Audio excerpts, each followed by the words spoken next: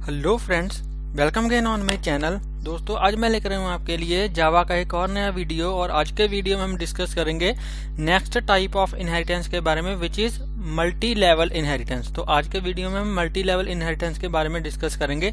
अपने last video में मैंने आपको सिंगल इनहेरिटेंस के बारे में बताया था, और अगर आपने वो वीडियो नहीं देखा और आपको ये नहीं पता कि इनहेरिटेंस क्या होता है तो प्लीज आप मेरा वो वीडियो देखें। नीचे डिस्क्रिप्शन में जावा की प्लेलिस्ट का लिंक है, आप उसमें जाकर मेरी जावा की बाकी वीडियोस को भी देख सकते हो। ठीक है जी। तो आज के वीडियो में हम क्या करेंगे, आज के वीडियो में हम मल्टी लेवल इनहेरिटेंस को डिस्कस करेंगे। तो जो सिंगल इनहेरिटेंस होता है उसमें क्या होता है, सिंगल इनहेरिटेंस में हमारे पास एक होती है बेस क्लास और एक होती है हमारे पास डिराइव क्लास। ठीक है, यहाँ पे ये है हमारी बेस क्लास, या फिर आप इसको पेरेंट क्लास भी बोल सकते हो, और ये है हमारी डिराइव क्लास, और आप इसको चाइल्ड क्लास भी बोल सकते हो। तो सिंगल इनहेरिटेंस में क्या होता है, एक हमारी बेस क्लास होती है, एक हमारी डिराइव क्लास होती है। ठीक है, लेकिन मल्टी लेवल इनहेरिटेंस में क्या होता है, मल्टी लेवल इनहेरिटेंस में हमारे पास एक होती है बेस क्लास, ठीक है, और एक से ज्यादा होती हैं डिराइव क्लासेज। अब जो डिराइव्ड क्लासेज हैं, ठीक है, वो n हो सकती हैं। n का मतलब कि n नहीं, यहाँ पे n नहीं, मतलब कि हाँ n हो सकती हैं। और n क्या है, n ग्रेटर देन 1 हो सकता है। ठीक है, हो सकता है नहीं, होगा। तो मल्टी लेवल इनहेरिटेंस में क्या होता है, एक हमारी होती है बेस क्लास, और जो डिराइव क्लास होती हैं वो एक से ज्यादा होनी चाहिए, तो हम उसको बोलते हैं मल्टी लेवल इनहेरिटेंस। तो इसका बेसिकली डायग्राम कैसे बनेगा, जैसे ये एक डिराइव क्लास होगी, इसके आगे एक और डिराइव क्लास है, ठीक है, इसके आगे एक और डिराइव क्लास है, लेट्स से D2 क्लास, इसके आगे एक और डिराइव क्लास है, लेट्स से D3 क्लास। तो ये मल्टीपल लेवल्स हो गए। ठीक है, तो ये मल्टीपल लेवल्स हो गए, तो इसलिए हम इसको बोलते हैं मल्टी लेवल इनहेरिटेंस। तो ये है बेसिकली इसका जो थ्योरी पार्ट है। अब चलिए देखते हैं कि कैसे हम प्रैक्टिकली मल्टी लेवल इनहेरिटेंस को इम्प्लीमेंट करते हैं। तो चलिए चलते हैं अपने VS कोड के अंदर। तो हम आ चुके हैं अपने VS कोड के अंदर। तो ये हमारा जो हमने लास्ट वीडियो में देखा था कि सिंपल इनहेरिटेंस या फिर सिंगल इनहेरिटेंस क्या होता है, तो ये उसका हमने प्रोग्राम बनाया था। ठीक है, तो आज के वीडियो में हम क्या करेंगे, मल्टी लेवल इनहेरिटेंस को यूज करेंगे। तो यहाँ पे सबसे पहले मैं क्या करूंगा, एक न्यू फाइल क्रिएट करूंगा। न्यू फाइल का जो नेम है वो मैं यहाँ पे रखूंगा मल्टी लेवल इनहेरिटेंस। यहाँ पे मैं इसको सेव करूंगा। तो यहाँ पे मैं लिख दूंगा multi level underscore inheritance dot जावा, मल्टी लेवल इनहेरिटेंस डॉट जावा। और यहाँ पे मैं क्या करूंगा, जो हमने लास्ट वीडियो में कोड लिखा था उसी कोड को मैं मॉडिफाई कर दूंगा इसके अंदर। ठीक है, इसको यहाँ से मैं कॉपी करूंगा सारे कोड को, इसको यहाँ से मैं सारे कोड को कॉपी कर लूंगा, और यहाँ पे मल्टी लेवल इनहेरिटेंस के अंदर यहाँ पे इसको पेस्ट कर दूंगा। यहाँ पे मैं क्या कर दूंगा, इसको पेस्ट कर दूंगा और इसको यहाँ से डिलीट कर दूंगा। ठीक है, तो यहाँ पे हमने क्या करा है, हमारे पास एक A क्लास है और एक हमारे पास है B क्लास, और B क्लास क्या कर रही है, A को इनहेरिट कर रही है। ठीक है, और यहाँ पे मैं इसको हटा कर यहाँ पे मल्टी लेवल कर देता हूँ। यहाँ पे जो हमारी मेन क्लास है उसको यहाँ पे मैं कर दूंगा मल्टी लेवल। ठीक है जी, मल्टी लेवल इनहेरिटेंस। तो ये ओके हो गया। तो अभी आपको इसके बारे में ज़्यादा सोचने की जरूरत नहीं है, तो इसने खुद भी क्लास बना दी है यहाँ से, इसको मैं यहाँ से हटा दूंगा। ठीक है, तो यहाँ पे अभी इसके बारे में आपको सोचने की जरूरत नहीं है, इसको मैं यहाँ से हटा देता हूँ, आपको ज़्यादा कन्फ्यूजन ना हो, इसलिए इसको भी मैं यहाँ से हटा दूंगा, इसको भी यहाँ से हटा दूंगा। और यहाँ पे क्या हो रहा है, अभी देखिए यहाँ पे एक A क्लास है। ठीक है, इसके अंदर हमने दो वेरिएबल्स लिए हैं A और B, और इसके अंदर एक फंक्शन डिफाइन किया है शो। और जो B क्लास है वो क्या कर रही है, A को इनहेरिट कर रही है, मतलब कि B यहाँ पे क्या है, चाइल्ड क्लास है, और A क्या है, पेरेंट क्लास। तो B के अंदर एक और फंक्शन हमने डिफाइन किया है शो1।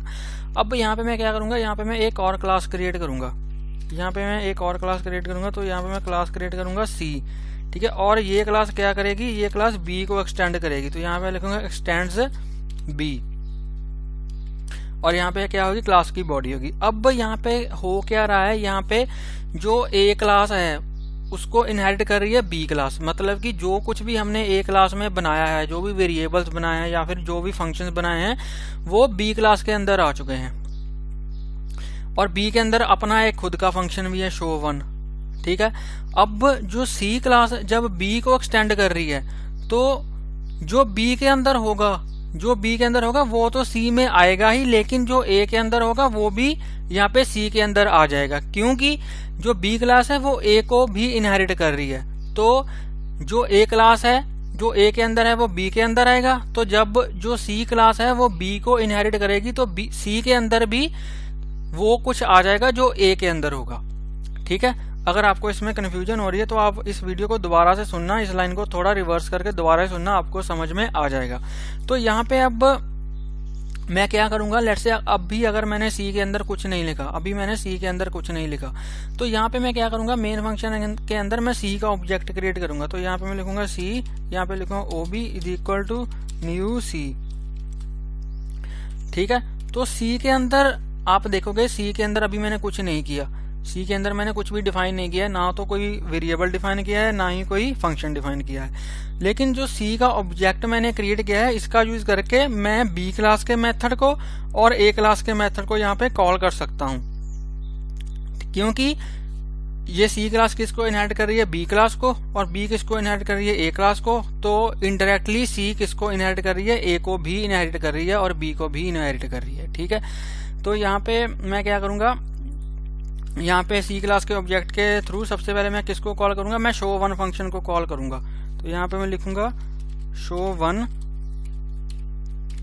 ठीक है, तो इसमें के अंदर क्या प्रिंट हो जाएगा, this is a function of B class, और ऐसे ही मैं शो फंक्शन को भी यहाँ पे कॉल कर लूंगा। ठीक है, तो यहाँ पे मैं ऐसे इसको ऊपर यहाँ पे कर देता हूँ। तो यहाँ पे लूंगा ओबी डॉट शो।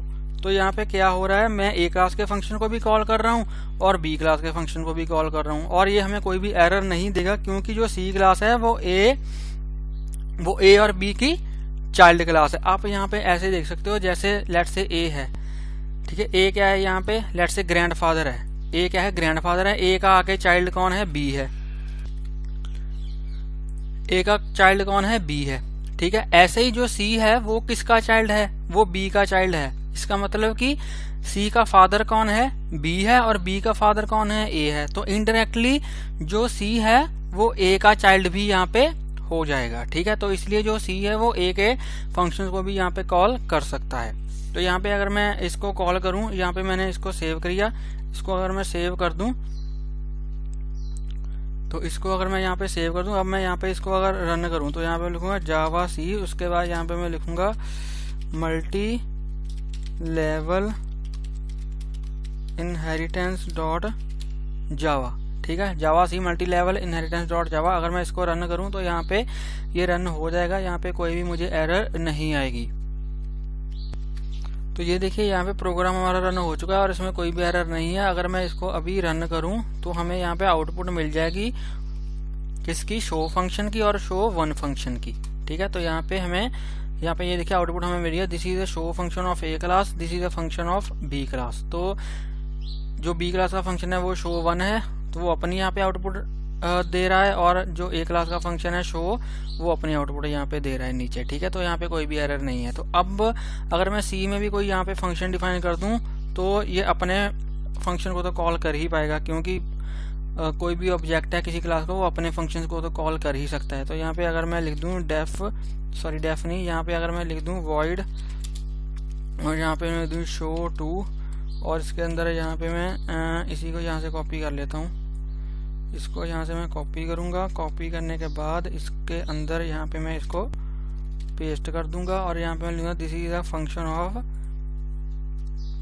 सी क्लास। ठीक है, इसको यहाँ से, इसको अभी मैं क्या करूंगा, शो टू फंक्शन को भी यहाँ पे कॉल कर दूंगा। तो इसको यहाँ से कॉपी करूंगा, कॉपी करने के बाद इसको यहाँ पे पेस्ट कर दूंगा, और यहाँ पे मैं कर दूंगा शो टू।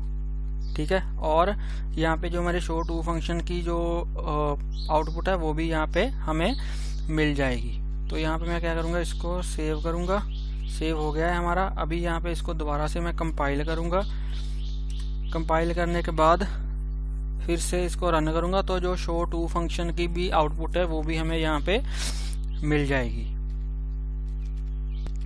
कंपाइल हमारा प्रोग्राम हो चुका है। अब मैं इसको रन करूंगा तो यहाँ पे जो शो टू फंक्शन है, ये देखिए this is a function of C class, जो कि किसकी आउटपुट है, शो टू फंक्शन की।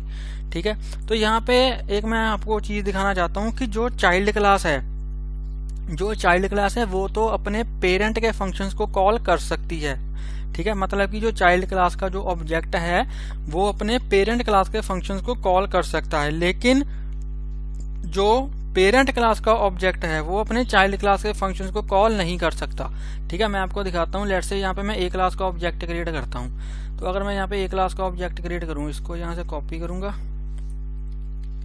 इसको यहाँ से कॉपी करूंगा और यहाँ पे इसको पेस्ट करूंगा। यहाँ पे मैं लिखूंगा ए क्लास। ठीक है, ए का ऑब्जेक्ट OB1 यहाँ पे कर देते हैं, OB1 बना देते हैं और यहाँ पे भी कर देता हूँ ए। यहाँ पे भी मैं क्या कर देता हूँ, यहाँ पे कर देता हूँ ए। तो यहाँ पे जो OB1 है ये किस क्लास का ऑब्जेक्ट है, ए क्लास का। तो अगर मैं ए क्लास के ऑब्जेक्ट के थ्रू बी क्लास के शो1 फंक्शन को कॉल करूँ तो ये नहीं होगा, ये हमें एरर देगा।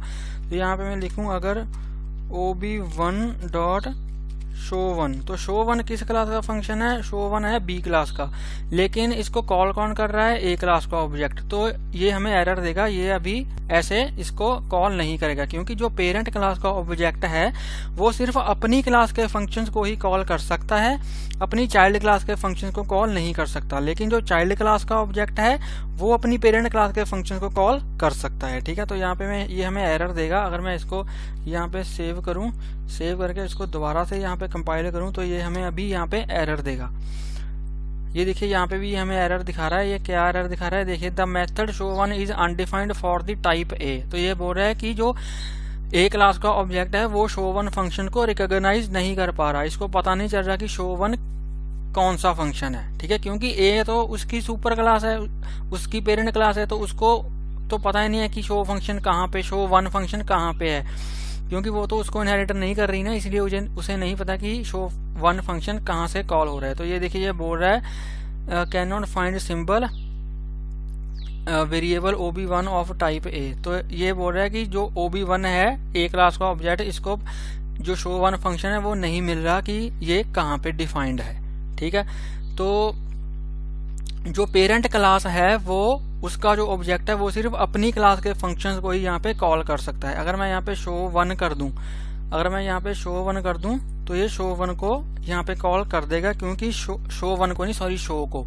तो जो OB1 है ये शो को कॉल कर देगा, क्योंकि जो शो फंक्शन है ये किस क्लास के अंदर है, ए क्लास के अंदर, और OB1 किस क्लास का ऑब्जेक्ट है, ए क्लास का। तो अभी इसमें कोई भी एरर यहाँ पे नहीं होगी। ठीक है, तो यहाँ पे मैं इसको दोबारा से कंपाइल कर देता हूँ। एक बार दोबारा से कंपाइल करके इसको दोबारा से रन करूंगा तो अभी ये अच्छे से कंपाइल यहाँ पे रन यहाँ पे हो जाएगा।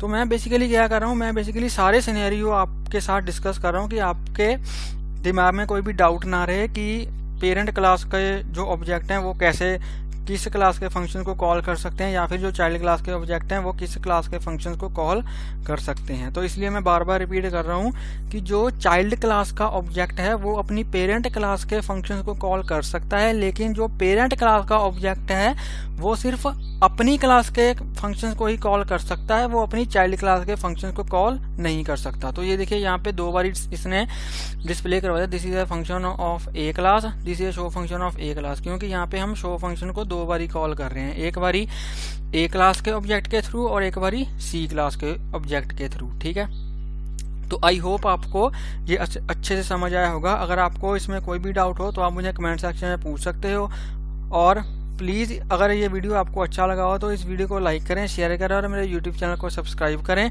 तो मिलते हैं एक नई वीडियो में एक नए टॉपिक के साथ, तब तक के लिए हंसते रहिए, मुस्कुराते रहिए, सीखते रहिए और सिखाते रहिए। Thank you for watching.